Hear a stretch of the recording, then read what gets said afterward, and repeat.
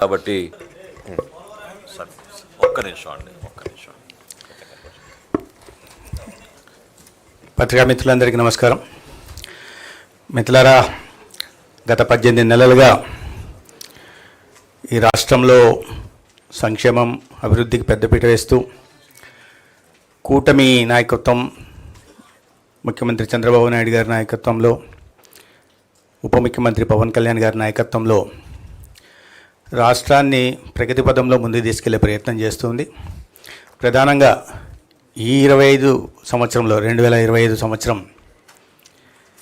ఒక ప్రత్యేకంగా ఇవాళ గౌరవ ముఖ్యమంత్రి గారు ప్రస్తావించారు. అనేక ప్రతికూల పరిస్థితుల్లో విధ్వంసకరుల పాలన జరిగిన తర్వాత అధికారంలోకి వచ్చి వాటిని అన్నింటినీ సరిచేస్తూ ఇవాళ సంపద సృష్టించడం కానీ, లేదా సంక్షేమాన్ని ప్రజల వద్దకు చేర్చడం కానీ, లేదా అభివృద్ధి కార్యక్రమాలు చేపట్టడంలో కానీ రాష్ట్రం సాధించిన ప్రగతి గురించి ఇవాళ క్యాబినెట్లో ప్రస్తావన ముఖ్యంగా ముఖ్యమంత్రి గారు ప్రధానంగా ప్రస్తావించడం జరిగింది. అయితే సహచర మంత్రులు చెప్పినట్టుగా ఆర్థిక వనరులు లేమి ఉన్నప్పటికీ కూడా ఇచ్చిన మాట ప్రకారం ప్రతి ఒక్క పథకాన్ని దేశంలో ఏ రాష్ట్రంలో లేని విధంగా సమర్థవంతంగా అమలు చేయడమే, ఎటువంటి దాంట్లో రాజకీయ కోణాలు లేకుండా ప్రజల వద్దకు సంక్షేమాన్ని చేరుస్తున్నారు.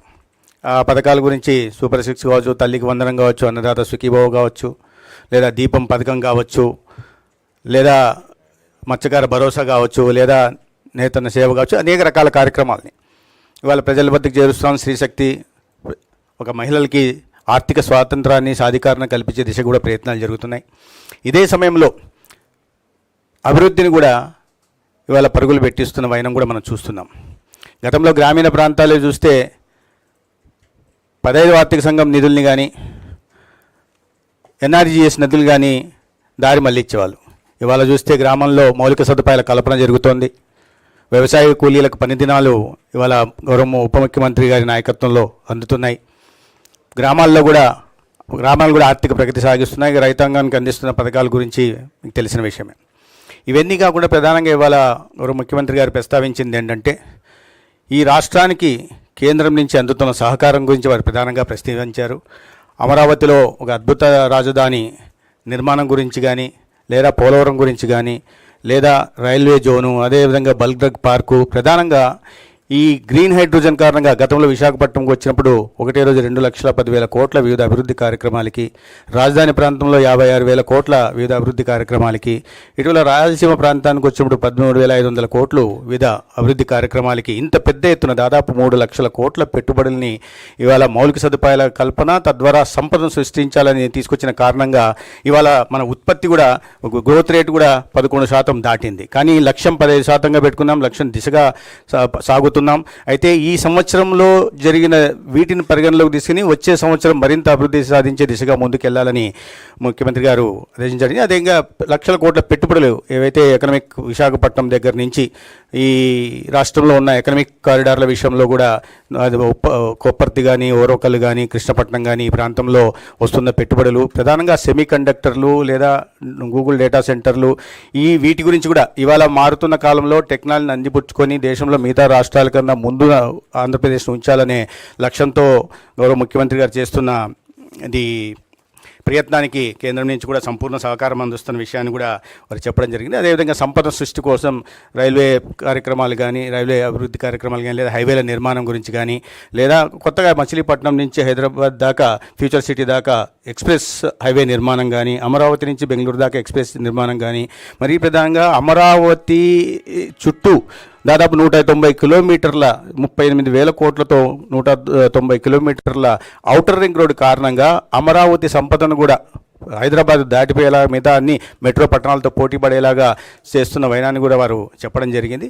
గతంలో అన్ని కేంద్ర ప్రభుత్వ పథకాలను రద్దు చేయడం కానీ, లేదా దానికి ఉద్దేశించిన నిధుల్ని దారి మళ్లించడం కానీ జరుగుతుంటే, ఇవాళ ప్రతి కేంద్ర ప్రభుత్వ పథకాన్ని కూడా అమలు చేస్తూ ఇవాళ అన్ని అభివృద్ధి కార్యక్రమం ముందు తీసుకెళ్లే ప్రయత్నం రాష్ట్రంలో జరుగుతూ ఉంది. ప్రధానంగా గతంలో పేర్ల గురించి తెలుసు, ఏదొచ్చినా కూడా సొంత పేర్లు పెట్టుకునే ఒక విపరీత మానసిక తత్వం కలిగిన వాళ్ళు ఉండేవాళ్ళు.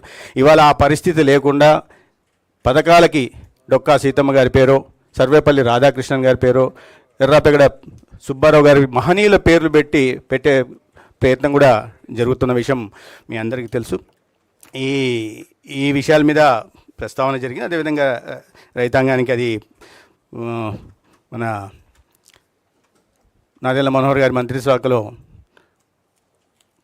ధాన్యం కొనుగోలు విషయంలో కానీ, లేదా పొగాకు రైతులకు కానీ, మామిడి రైతులకు కానీ, లేదా కోకో రైతులకు కానీ, లేకపోతే ఉల్లి రైతులకు కానీ సమస్య వచ్చినప్పుడు ప్రభుత్వం సానుకూలంగా స్పందించి సత్వరమే మార్కెట్ ఇంటర్వెన్షన్ చేసి వారిని ఆదుకున్న విషయాన్ని కూడా రైతాంగంలో కూడా ఈ విషయం మీద చాలా సానుకూల వాతావరణం నెలకొని ఉంది. అదేవిధంగా ఈ ప్రతి ఇంట్లో ఒక పారిశ్రామికవేత్తను తయారు చేయాలనే ఉద్దేశంతో రాష్ట్ర వ్యాప్తంగా 175 నియోజకవర్గాల్లో ఎంఎస్ఎంఈ పార్కులకు, చిన్న చిన్న పార్కులకు ఊతమిస్తూ ఇవాళ ఈ నిరుద్యోగ యువతని ఉపాధి ఉద్యోగ అవకాశాలు కల్పించడమే కాకుండా పెద్ద ఎత్తున డిఎస్సి కానీ, లేదా పోలీస్ శాఖలో కానీ, అదేవిధంగా వైద్య శాఖలో కూడా అనేక ఈ నోటిఫికేషన్లు ఇచ్చి రిక్రూట్మెంట్ చేసిన విషయం మనకు తెలుసు. ప్రధానంగా వైద్య రంగం మీద ఒక విప్లవాత్మక మార్పు తీసుకురావాలనే ఉద్దేశంతో ఈ డిజి హెల్త్ కేర్ కానీ, లేదా యూనివర్సల్ హెల్త్ పాలసీ కానీ, లేకపోతే సంజీవని ఇలాంటి కార్యక్రమం తీసుకొచ్చి ఇండివిజువల్ సెంట్రిక్ హెల్త్ కేర్ని రాష్ట్రంలో మొట్టమొదటిసారిగా అందించాలనే ప్రయత్నాల మీద కూడా ప్రధానంగా ప్రస్తావన జరిగింది. ఇవన్నీ ఇప్పటిదాకా 2025లో మనం చాలా సానుకూలంగా ఇప్పటిదాకా మంచి పాలన అందించగలిగాం. ప్రజల్లో ఆ సానుకూల వాతావరణాన్ని క్రియేట్ చేయగలిగాం. భవిష్యత్తు వైపు మరింత భరోసాతో వెళ్లాల్సిన అవసరం ఉందనే విషయాన్ని కూడా మాట్లాడాం. ఇక మీకు తెలుసు, అంత హాట్ టాపిక్ ఇవాళ రాష్ట్రంలో ఏదన్నా చూస్తే పబ్లిక్ ప్రైవేట్ పార్ట్నర్షిప్ని ప్రైవేటైజేషన్ అనేక సందర్భాల్లో మనం మాట్లాడుకున్నాం. ఏ రకంగా అసత్య ప్రచారాలు చేస్తున్నారనే విషయం, దాన్ని కూడా మనం సమర్థవంతంగా తిప్పికట్టగలిగాం. రాష్ట్రంలో ఈ పబ్లిక్ ప్రైవేట్ పార్ట్నర్షిప్ వల్ల ఒక నాణ్యమైన వైద్య విద్యని అందుబాటులోకి తీసుకురాగలుగుతాం. గత విధానం కన్నా ఈసారి 110 సీట్లు అదనంగా పేదలకు అందుబాటులోకి తీసుకురావడమే కాకుండా ఇవాళ రాష్ట్రంలో ఉంటున్న పేదలకు మెరుగైన వైద్య సేవలను అందించే దిశగా ఒక్కొక్క 6,250 పడకల ఆసుపత్రులను కూడా నిర్మించబోతున్నాం. 1,500 సీట్లు కూడా ఈ రాష్ట్రానికి రాబోతున్నాయి. సో ఈ విషయాల మీద మాట్లాడడం జరిగింది. వీటి నుంచి గతంలో ఏదైనా జరిగిన వాటిని ఎక్కడెక్కడ అడ్డంకులు ఉన్నాయో వాటిని గుర్తించి వాటిని సరి చేసుకుంటూ మళ్ళీ భవిష్యత్తు దిశగా సాగిపోవాలా. 26 మరింత ఆశాజనకంగా ఉండేలాగా అందరూ కష్టించి పనిచేయాలని ఈ ప్రయత్నం చేసిన ప్రతి ఒక్కరిని, గౌరవ ఉప ముఖ్యమంత్రి గారితో సహా ప్రతి ఒక్కరిని రాష్ట్ర ముఖ్యమంత్రి గారు అభినందన తెలియజేయడమే కాకుండా ఈ యజ్ఞంలో వాళ్ళ ఉద్యోగ ధర్మాన్ని నిర్వహిస్తున్న ఉద్యోగస్తులను కూడా వారు అభినందించారు. తర్వాత ఈ రీఆర్గనైజేషన్ విషయంలో గతంలో కేవలం రాజకీయ కారణాల వల్ల జరిగిన విషయం మీకు తెలుసు. ఉదాహరణకు చెప్పాలంటే 45 కిలోమీటర్ల దూరంలో ఉంటుంది కందుకూరు ఒంగోలుకి. దాన్ని తీసుకెళ్లి 111 కిలోమీటర్ల దూరం ఉంటుంది నెల్లూరుని కలిపారు. 35 కిలోమీటర్ల దూరంలో ఉంటుంది నెల్లూరుకు గూడూరు. దాన్ని తీసుకెళ్లి 90 కిలోమీటర్ల దూరంలో ఉంటున్న తిరుపతిలోకి కలిపారు. పుంగనూరు మదనపల్లికి 20 కిలోమీటర్ల దూరంలో ఉంటుంది. దాన్ని తీసుకెళ్లి 75 కిలోమీటర్ల దూరంలో ఉంటున్న చిత్తూరులో కలిపారు. కాబట్టి ఇటువంటి వాటినన్నీ సరిచేస్తూ అదే సమయంలో ఎక్కడ కూడా రాజకీయ కోణంలో ఆలోచించకుండా కేవలం పరిపాలనా సౌలభ్యాన్ని మాత్రమే దృష్టి పెట్టుకుని అదే సమయంలో ఆ ప్రాంత ప్రజల మనోభావాలు, ఆకాంక్షలకు అనుగుణంగానే జరిగిన చిన్న ఇది చేయడం జరిగింది. చాలా పెద్ద ఎత్తున వినతులు వచ్చాయి మంత్రిత్వ వర్గానికి. కానీ ఈ రాబోయే రోజుల్లో డీలిమిటేషన్ జరగబోతోంది కాబట్టి అసెంబ్లీకి కానీ పార్లమెంటుకి కానీ అటువంటివి ఉన్నప్పుడు ఆ సమయంలో ఆలోచించవచ్చని ఇవాళ కేవలం మరీ పెద్ద ఎత్తున ఎన్నికల ప్రచార సమయంలో వచ్చిన ప్రజల నుంచి వచ్చినవి ఏవి ఉన్నాయో వాటి మీద మాత్రమే దృష్టి పెట్టి పనిచేయడం జరిగింది.